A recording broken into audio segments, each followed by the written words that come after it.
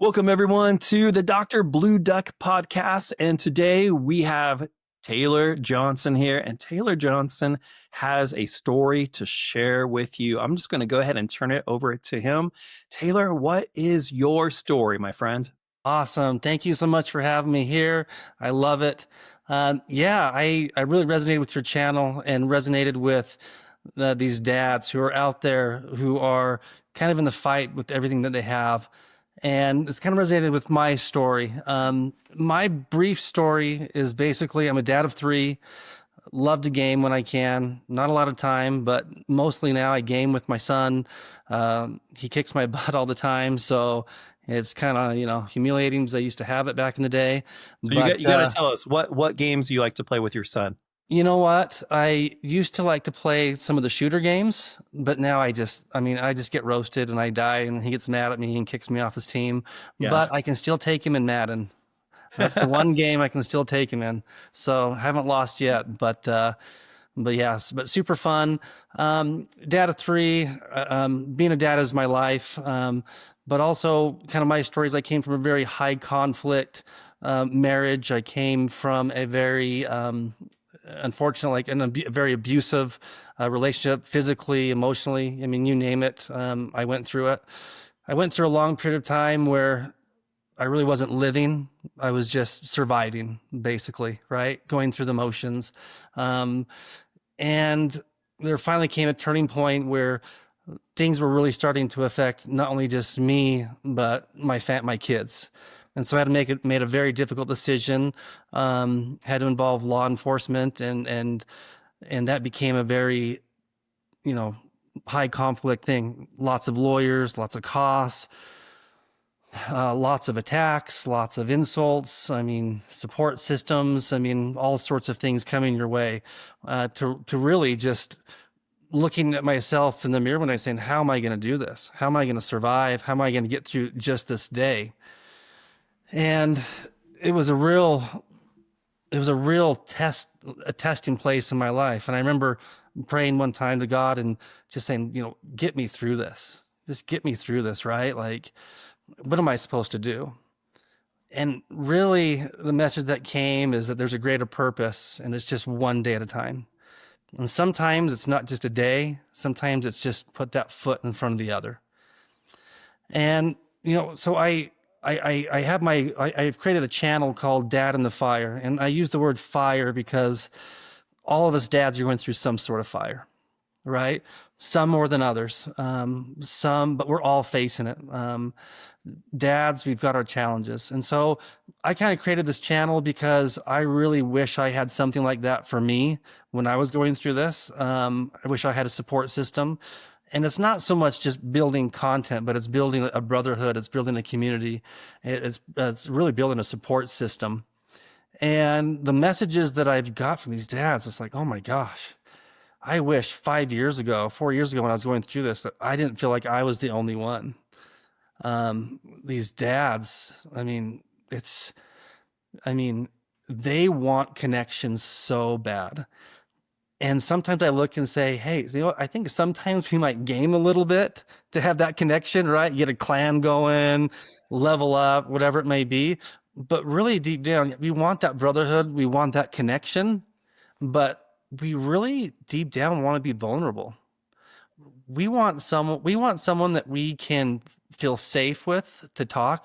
And sometimes a stranger who doesn't know you, they feel really comfortable just telling their story and letting it out. And sometimes they just need to be vulnerable to find out what they need to do. And I really wish that I had that. So really trying to give back, trying to help out, build connections. Love hearing from these dads, love connecting. But most importantly too, I want to be a better dad. I want to be the best version that I can. And so as we're refined in this fire, as I call it, right? Anytime something's hard, I look at that as an opportunity and not necessarily something bad. God builds us. He wants us to build. He wants us to become good dads. He wants us to be our best versions. If it were just easy and we coasted through, we wouldn't grow, right? And so he does. He gives us these, and some of these tests and some of these things he gives to others. I wouldn't pray on myself. I wouldn't pray some of the things I went through on most dads. But I took it as a challenge that I'm going to grow from this, and I'm going to rise from it. I'm going to rebuild myself, and I'm going to find a way to not only be my best version, but how is it that I can support and help those others? That is so awesome. And you bring up God in this, and I think that's powerful because God, if you read the Bible, is referred to as our Heavenly Father, and He's a good Father. And we're supposed to grow. And a word that's used in the church is sanctify. If we're sanctified, we're supposed to grow and be more like Christ, be more like God. And if He's a good Father, then it's good for us to be good fathers as we grow. And of course, we're not God, so we're not perfect and we're not going to get it right the first many, many times. We're growing in our sanctification. But man, such a good point there. And with community, like for me personally, there was a while where my wife and I we weren't connected to a life group. COVID had happened, and our life group at church kind of ended, and then we eventually got into another life group, and it was a really small, intimate life group, but just not a lot of people. It was great, but it wasn't super huge. Then we got into a larger life group, and this was kind of neat because in this larger life group, I found gaming dads in it. So we actually game, we live stream. I think we're doing it on Twitch right now every other Thursday night from like 8 to 9:30. We just get on there and we talk, and there's just something really intimate about that community where Mhm. we have like four bros coming together, all these like kind of dad and kind of we're in the same dad life genre. And we are playing Fortnite. So there's a task. And we're reviving people. We're Yeah. respawning. We're helping. We're passing ammo to each other. We're covering each other's backs. And there's something kind of neat about that that just kind of crosses over to real life. And it's not really so much about Fortnite or a video game, it's about that community where it's so hard right now to be able to say, hey, three, guy bros who are dads come over to my house and we're all going to play side by side. But when we have our earphones in and they're, it feels like they're right there to my left and my right as we are doing this task together. And when I see them at church, it's just like, oh yeah, remember last Thursday when that guy came and we went around and took him out. And there's just kind of that bonding that takes place. Now, you said something that's kind of interesting. I'm pretty sure a lot of our viewers are probably asking questions in their mind right now. We always hear about men being the physical abusers in relationships. It's just like a story that's as old as time. But you're sharing something that's, I don't really want to say it's more uncommon, but it's probably definitely less spoken about. What does that mean? How did that look? Like Sure. how is that? Can you expand upon that a little bit for the curiosity of the viewers? Yeah. I mean, as men, we're told that we've got to be tough, right? We kind of suffer in silence a little bit, right? Suck it up. I mean, it's okay sometimes people, maybe it's okay for a woman to hit a man, but it's never okay for a man to hit a woman, right? And maybe if a woman hits a man, he deserves it, right? That's what you hear. Yeah, what you hear. The truth is men are a lot less likely to report for various reasons. I was less likely to report for lots of reasons. Um, but the truth is there's a lot of men who go through that. As I've shared my story and I've talked, there's a lot of men who've opened up to me that have said, how did you do this? It wasn't easy. When I finally reported this, when I finally came out, I got a lot of hate. I got a lot of hate. I've lost neighbors over it. I've lost support system over it. I've lost connections over it. Um, I've been attacked in many ways. I've been threatened over it. Um, I have been told that I'm a liar. I've made things up. Whatever. And it's really easy to believe that. In fact, I've been told by therapists and evaluators and different people, that if I actually didn't have documentation and all the receipts to go along with what I was saying, there's not a chance I would probably be believed, right? And so it was very difficult, but I'll tell you this, for any man or woman, anyone who's going through that, there's a lot of help and resources out there. I had no idea, but there's a lot of help and resources, and you deserve to be safe, and you deserve to have peace. Um, don't worry about the judgments or how you'll be perceived. You've got to put your family and your safety and your peace first. Now, what is that exactly, to be like physically abused by a spouse being a man? Is that like they pick up a knife and try to stab you? Is it like they It scratch you, can they hit vary. you? It can vary for everybody. For me, it was almost anything you can imagine. I've had I've been hit, I've been kicked, I've had things thrown at me, I've got bruises, I mean, you name it. I've had it happen. I've been driving down the road with my kids in the car, being punched in the face with my kids in the car on the freeway. Um, I have had knives pulled on me. Finally, the night that I decided enough was enough is when some of that behavior was starting to then resonate on my children, and I had to stand up. I couldn't let that happen anymore. But she grabbed a pair of scissors and told me that she was going to stab me and kill me in the neck. And that's the short version of what happened that night, where enough was enough. And it was really hard, because when you go through this as a man, you are told, like, you've got to figure it out. You got to be tough. How are you going to look? But you're not okay when you've gone through this horrible high conflict marriage. You're in survival mode, even as a man, and you're just trying to get by. You're not even worried about living. You're just getting by. And wow, and that's difficult to hear. Now, were drugs or drinking a part of this behavior, or was it separate? No, no. It's no drugs, no drinking, which does surprise a lot of people, but that's true.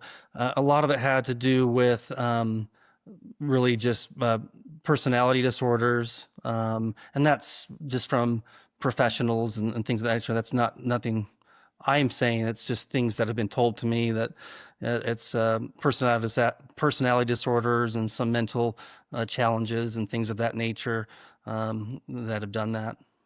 Yeah, and that's scary. It's scary not just for you, but for your children as well, because not only is there a fear that they could get hurt, but even if there was no way for them to get hurt, if your life is taken, that is going to hurt them. Well, I will say this: my children were hurt from this. Wow. Not maybe. I mean, there was some physical things that had happened to them to a degree, but my children's emotional,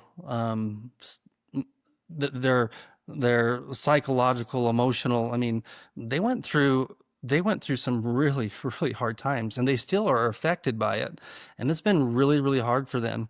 The one thing you got to remember with kids is I mean, it was so bad where they were getting made fun of at school, and the school had to call me, right? Because they were concerned about things that were being said from other kids and other parents and things and of that nature. I mean, when and so my kids are strong kids, they're good kids, and luckily the things that they've had to learn and go through will teach them life lessons and skills to help them through their adolescence and adulthood. But they definitely have been affected by this situation. So, Taylor, I mean, you are a well-spoken dude. You look clean cuts. I'm not seeing gnarly gang-related, tattoos on your No neck or anything tattoos. like No that. tattoos anywhere. Yeah. And it's almost surprising that we would see this coming from your home, your household. Like, what did you do, or what do you do, like, vocationally? Like, what's Sure. One thing I'll say is there's always things that are done outside the home and things that are done inside the home. And I think everyone can resonate to some degree. In today's society, especially with social media, where no one posts the bad, right? A lot of people just post what they want people to see sometimes, right? Or the image they want to portray. And so outside the home was typically a lot better than inside the home. I will say that. But vocation wise, I was in the automotive industry. My father was a doctor. I thought I was going to be a doctor. It wasn't for me. Was working in the automotive industry, for a franchise dealership, getting through college, and just decided to grow through the ranks. Did that for some time. But when life happened, I needed change. I really wanted to live and spend as much time with my kids. I wanted more freedom. I wanted to be my own boss. And so I actually ventured off and started a company. So I'm a business owner with one of my best friends, and we own an auto body, fleet and commercial auto body shop, Nice. and do that. And so Yeah. that allows me to focus on things that I like. When my kids have games, I get to be at every one of their games. That's When my awesome. kids have something at school, I'm going to be there. I can volunteer at the school. I can volunteer at the church. I can do whatever I need to do to be in their lives and be present. Yeah. I saw like this meme the other day online, and it said, oh shoot, I'm trying to remember the way they worded it, but it was like the true flex in life concerning your job is being able to say that you can take off to see your kids' activities at school. It was something like that. And I was like, wow, that is kind of neat because I'm a high school art teacher. So I can, to a certain degree, I have like so many hours or so many days of sick leave that I can use. And I have some no tell days. So I can use an hour here and an hour there to go see like, a kid, one of my son's performances or, kindergarten graduations or whatever comes up. So that's a huge blessing. I'm glad you're able to do that now. So healing wise, how do you come Oh, off from healing from that? That's a tough one, you know especially what? being married now. You're married again, right? Yeah, yeah. Yeah. It Healing is so hard because you go through something that's so traumatic and so emotional and so just Real whatever. fast, let me ask you, were Yeah. you ever like really afraid for your life? Oh yeah, absolutely. Oh yeah. Yeah, it got to the point where, I mean, it wasn't, one of the things that's interesting is I can relate this to people who say, victims, when people say, "Hey, I'm going to kill myself," right? Usually, if someone says that, is it serious? Yes, but it's when they start to describe the details of that. And the things came from, not only am I going to kill you, but I'm going to put bullets in you. And I want you to know that I'm serious. And it was to the point where she made it very, very clear that I want you to know how serious I am, and I'm not joking. And she used those words specifically. And I'm still afraid to this day. I mean, I'm still afraid to this day of the things that she or some of the people that she's with may potentially do. It's a scary situation. I was told that one of the reasons I kept things for so long and didn't come out, I was told, if you ever call the police, you ever tattle on me, I will kill you. I will take the kids from you. I mean, it was horrible threats. And so you have to imagine, as a father, with the stereotypes that are out there, it's like mind blowing, right? So definitely serious. But healing from this was first surviving. Okay. Just how do I get to a place where I'm not waking up in the night with every little, you know, thing, and I'm so paranoid and, going that, how do I get to a place of normalcy? Of course, there's a lot of things with, therapy, and some of the best things for guys are very basic. Make sure you eat right, make sure you get enough sleep, make sure you exercise right, make sure you have someone to talk to, and make sure you have a greater purpose. If you can do those 5 things, that's kind of just where you start. Just start with those things to get yourself normal, and then you can start to grow little by little. And really, the growth and the healing, sometimes it doesn't feel like you're making progress But if you take a moment and you look back 6 months or a year, you're like, wait a second, I am a different person. I have grown, I have changed. But for me, I don't think I truly healed until I felt safe. And I met the most amazing person, my wife today.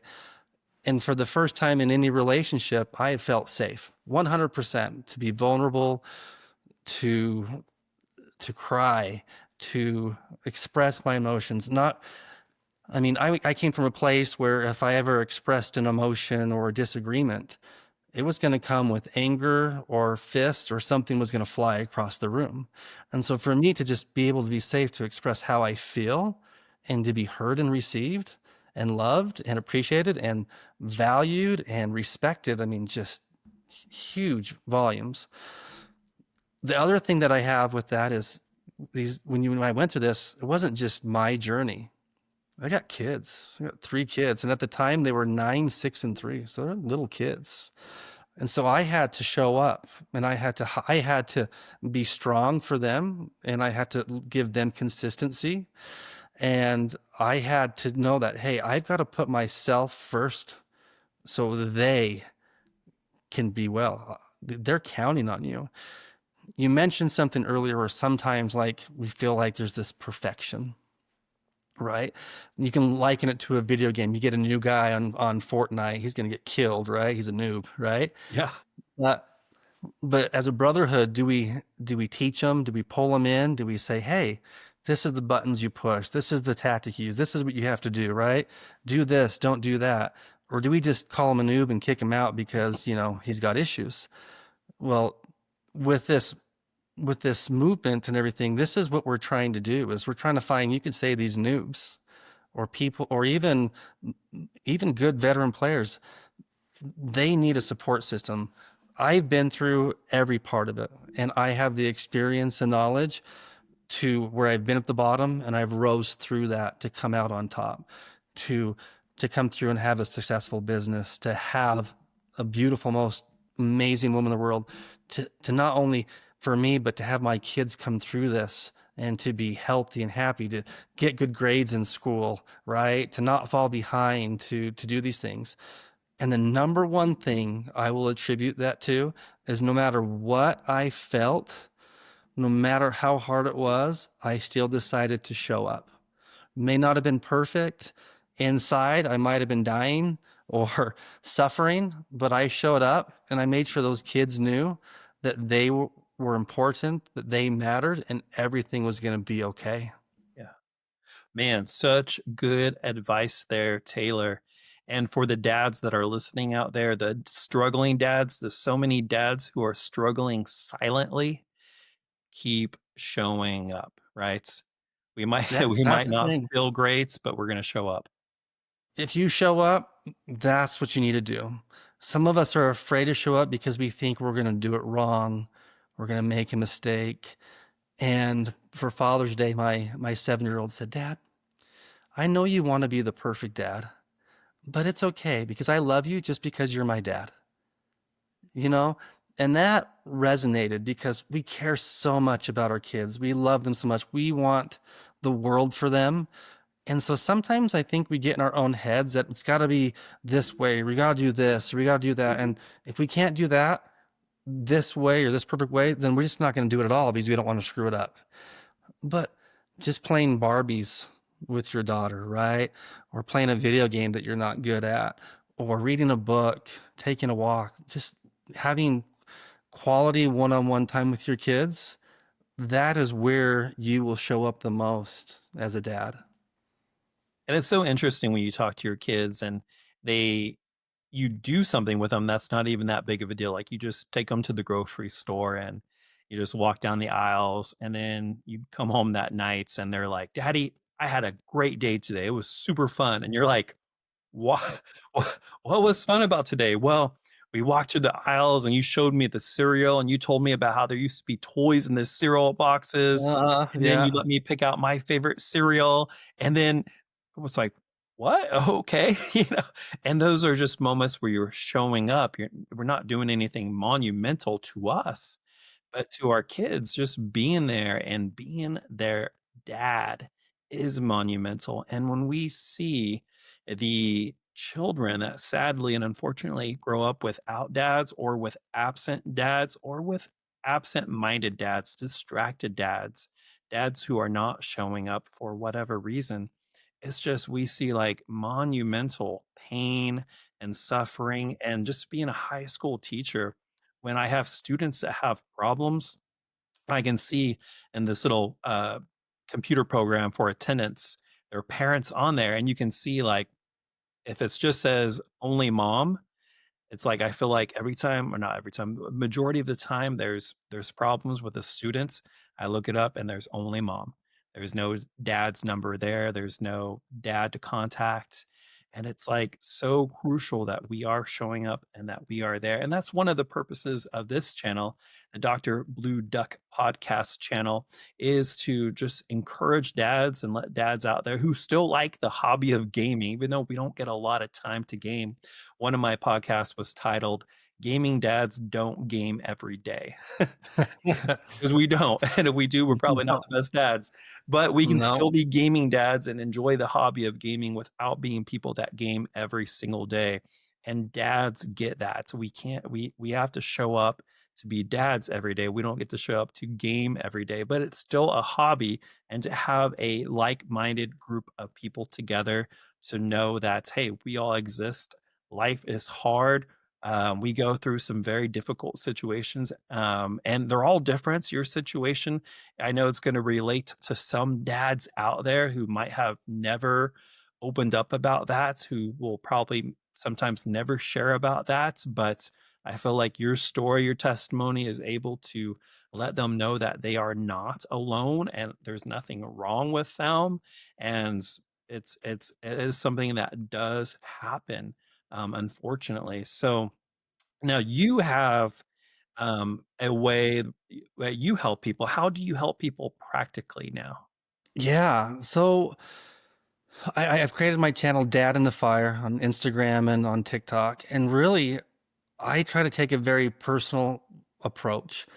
Um, I'm trying to focus on more individual people's needs. I mean, of course, you want to grow and you want to help others, but right now, I'm looking for dads who need help, who want to be, maybe who just want to talk. I've been on the phone. I've had somebody say, "Can I call you? Can we talk? Can I hear your story? Can I tell you my story?" I had a wonderful dad who was struggling, didn't know what to do. Unfortunately, his father had passed away. He didn't have someone to lean on to go towards. And we spent, gosh, 2 hours on the phone the other night talking. And then 2 days later, I got a message from his wife saying, "Hey, I hope it's okay that I'm messaging you. I just want you to know what that meant for my husband." That helped him. He has been struggling so much. And just for you to take that time to help him has changed him. And that right there, hearing that just helped, it just helped confirm like what that mission is to help those dads who are going through their fire. Um, Sometimes sometimes you dads, you feel because you're struggling, it disqualifies you from being a dad. But really, you need to look at it like you are just being refined. You're being taught. You, it's like working out, lifting heavy weights. It hurts sometimes. It's painful. It it's the same thing for our emotions, same thing for our psychology. We have to go through things so we can be better. And if you can go through hard things, what will that show not only your wife, but your kids? My dad could do hard things, and this is how he did it. Because your kids are going to grow up and they're going to have hard times in school, dating, maybe in their marriages. For you to be able to say, "Listen, I went through hard times too, and this is what I went through, and you're not alone." That's powerful. Yeah, and I think if for those dads out there who have had amazing dads, I know I'm a person who, has an amazing dad and grew up, of course, with my amazing dad. But even though he probably didn't say it or even show it, just knowing how difficult life is, there was probably many times where he was just showing up. He was probably exhausted, stressed, worried, anxious, but he showed up and I didn't even know. And that's something, that we can do as well. And man, there I remember talking to my wife one time, and it was my son's baseball game. And I was stressed out about something, and I wasn't feeling good, and I was exhausted, and all of that was just on hold. All those emotions, all those feelings, it was on hold because at that moment my son needed me out there to coach him. And yes, I could think about all those things, but it was gonna be later. It was gonna be that night, I was gonna think about all those things and try to work through them. But at that moment, I had to show up for my son, and coach him in that baseball game that night. And I did. And it's hard, it's challenging, but man, showing up is crucial. I love that. Refined by the fire, it grows us, and that's is part of the whole sanctification process as dads that we're going through. And I think there's this great maturity that happens when men become fathers, because there's so much refining that has to happen.